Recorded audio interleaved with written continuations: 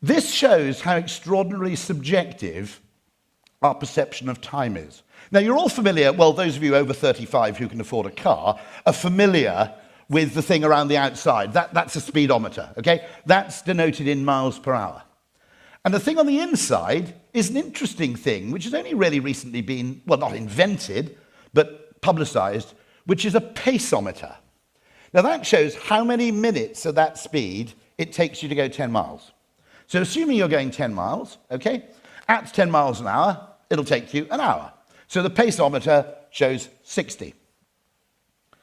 Now, most of you will have noticed something a bit strange about this, which is that whereas the numbers around the outside are completely regular, the numbers around the inside are absolutely anything but. Now, the reason I always share this with people is what it shows is that actually, if you're going 10 miles or 20 miles or 30 miles, something in that order of magnitude, okay, there's a really, really big time saving to be gained by going at 30 miles an hour rather than 20 miles an hour. In fact, you'll save a whole 10 minutes, okay, just by accelerating about 10 miles an hour. On the other hand, if you accelerate from 80 to 90, for example, or 70 to 80, you basically save a minute.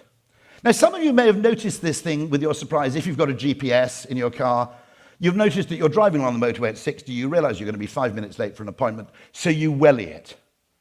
And after driving at an insanely fast and dangerous speed for about 8 minutes, you suddenly realize your arrival time has only improved by 1 minute.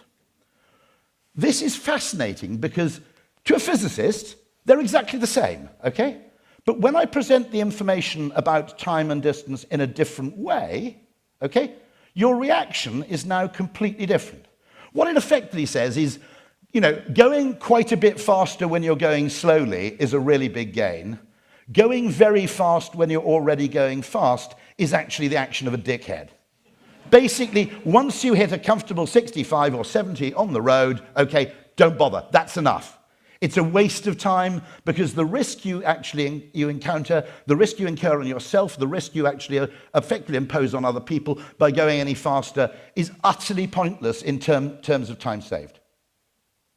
That, by the way, explains why